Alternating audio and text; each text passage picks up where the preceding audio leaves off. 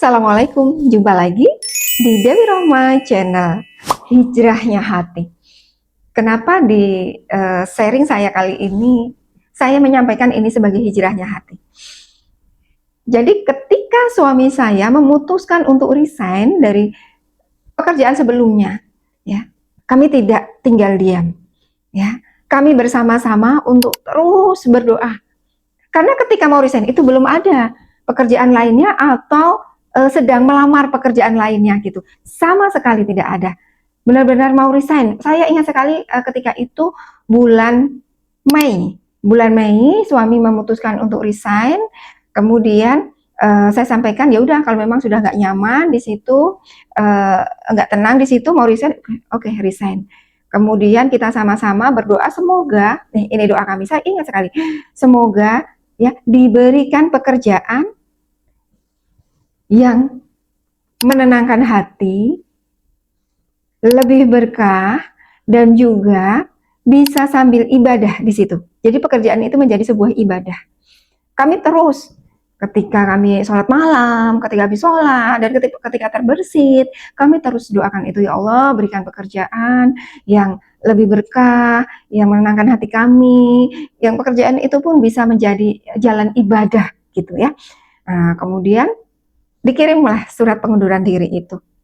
Dan tahu tidak, teman-teman, tepat tanggal 30 ya, itu hari terakhir ya, hari terakhir sebelum tidak berkantor lagi gitu ya suami saya, itu suami saya mendapat sebuah email, mendapat sebuah email dari lembaga, suatu lembaga pemberdayaan manusia, lembaga SDM gitu ya. Kemudian ketika dibuka adalah tawaran untuk bekerja sama di cabang Kalimantan yang berkantor di Balikpapan.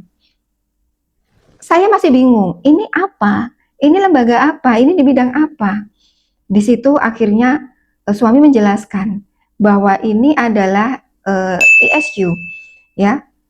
Foundernya adalah Pak Ari Ginanjar Agustian. Beliau sangat memahami itu karena ternyata ketika beliau masih di perbankan, beliau beberapa kali mengikuti training ISU itu.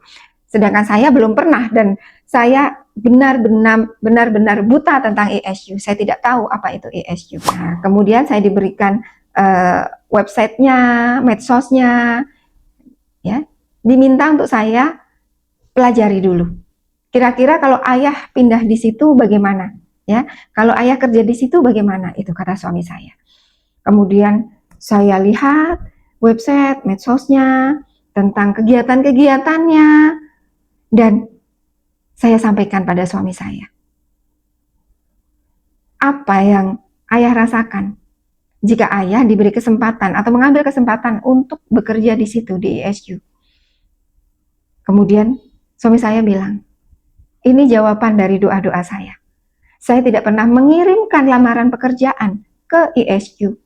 Namun ternyata saya diberikan tawaran untuk bekerja di ISU. Ternyata mereka melihat CV dari suami saya dari sebuah platform gitu ya. Kemudian mengirimkan email. Dan saya hanya menyampaikan, jika memang ayah merasa lebih tenang dan kedepannya itu baik untuk ayah, ambil. Saya yakin ayah bisa berhasil di situ. Karena saya melihat selama saya menikah dengan ayah dari tahun 2004 hingga 2014. Nah, 2014 ketika itu berarti sudah 10 tahun. Saya melihat ketika ayah diberikan tanggung jawab, ayah akan bersungguh-sungguh. Maka ambil kesempatan itu. Dan akhirnya suami saya pindah bekerja di ISU per tanggal 12 Juni. Ya, karena saya ingat ketika itu langsung diminta untuk wawancara dulu dan lain sebagainya. Ya, kurang lebih tanggal 12 Juni. Mudah-mudahan saya tidak salah ya. Ya, pokoknya bulan Juni itu bulan yang cukup spesial. Dan tahu nggak teman-teman, yang kerja di ISU itu suami saya. Tapi ternyata saya yang sangat tertarik untuk mengikuti pelatihan-pelatihan di ISU. Sejak tahun 2014, saya mengikuti training basic di ISU. The ISU Way 165. Kemudian saya lanjutkan lagi saya mengikuti training Quantum Excellence. Ya, setelah training basic, ya kita dikuatkan lagi tauhid kita dikenalkan diri kita ini siapa, untuk apa di muka bumi ini, ya, yaitu dikenalkan peran hamba dan kekhalifahan, ya gitu ya. Kemudian saya ikut lagi training Quantum Excellence, bagaimana mengaktifkan ras kita, bagaimana kita dilatih untuk berpikir positif dan memberdayakan diri. Ya, kemudian saya lanjutkan lagi training tentang wanita, Miracle Woman, ya, untuk membersihkan luka-luka batin dalam diri saya, membersihkan trauma-trauma yang mungkin bisa jadi menjadi mental block saya. Wah, ini saya rasakan sekali ya, ternyata banyak mental block saya yang membuat saya sulit untuk berkembang gitu ya. Jadi stuck di kondisi seperti itu terus ya, di zona itu terus ya. Yang khususnya sih di bidang public speaking ya, ketika itu saya sangat tidak percaya diri untuk bicara di depan umum, itulah yang saya bilang saya stuck di situ ya. Kemudian saya belajar lagi training coaching, training hipnoterapi, bahkan ada banyak training-training lainnya yang saya ikuti. Dan inilah yang kami sebut sebagai hijrah hati. Ibaratnya ya kami tidak tahu ya, wallahu alam. Mungkin dulu hati kami ada bagian-bagian yang tertutup, ya, hingga terkadang hal-hal kecil kadang memicu pertengkaran, ya, atau perselisihan. Kemudian seringkali mengkhawatirkan hal-hal yang belum terjadi di masa depan. Kemudian apalagi keinginan untuk misal contoh nih ya, untuk daftar haji atau bahkan umroh itu sama sekali belum terfikirkan. Padahal kalau dipikir ya, saya bekerja di Siskohat, nah, sistem haji terpadu, yang tugas saya adalah menginput pendaftaran haji, gitu ya. Tapi ketika itu tuh mau mendaftar haji itu rasanya masih berat, gitu. Padahal kalau dilihat dari sisi finansial, ya semestinya kami bisa dengan bonus-bonus tahunan yang diberikan, ya kalau dihitung-hitung secara hitungan manusia semestinya bisa. Namun ternyata belum ada dorongan untuk itu. Namun ketika kami pindah di ISU itu bagi kami itu seperti kunci, ya, kunci untuk membuka hati, pintu hati, ya, sebagai kunci. Hingga hati itu akhirnya dengan izin Allah, ya, bisa menerima cahaya, bisa dilembutkan, hingga terbuka untuk melakukan hal-hal baik, hal-hal lain yang mungkin di masa lalu tidak terfikirkan oleh kami.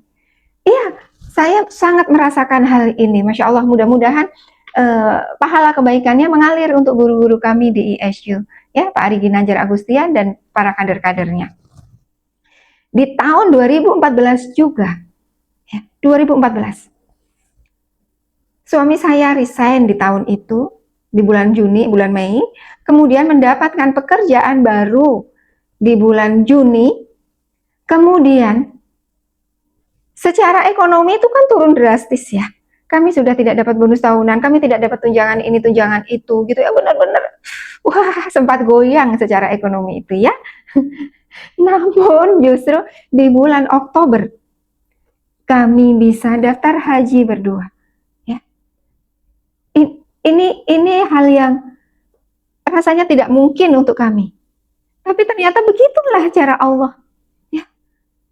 Kami justru bisa daftar haji di tahun itu, di bulan Oktober. Masya Allah, tabarakallah. Saya kalau mengingat hal itu tuh, Masya Allah, rasanya sangat terharu. Sangat indah Allah mengaturkan itu semua. Jangan dilihat dari materinya, tapi bagaimana ketika kita berusaha untuk hijrah dulu hatinya, gitu ya. Yang sebelumnya kan hijrah tempat tinggal, dari Jogja ke Makassar, ke Papua, kemudian ke Balikpapan, hijrah pekerjaan. Nah, kali ini ternyata kami diizinkan untuk merasakan yang namanya hijrah hati. Dan ketika kita sudah fokus untuk memperbaiki segumpal daging ini, ya, hijrah hati ini, maka Masya Allah terbuka. Menurut kami yang kami rasakan, terbuka hal-hal baik, keberlimpahan dalam hidup kami. Dan saya di sesi-sesi selanjutnya nanti saya akan sharingkan bagaimana ilmu ISU ini sebagai jalan untuk menjaga diri kami, menjaga hidup kami, dan benar ilmu yang akan menjagamu. Jika harta benda, kita akan sibuk menjaganya untuk jangan sampai kehilangan, atau kalau bisa terus bertambah. Dan ada rasa was-was di situ. Namun jika ilmu yang akan menjagamu. Salam sehat, salam bahagia dan sejahtera. Saya Dewi Rohma.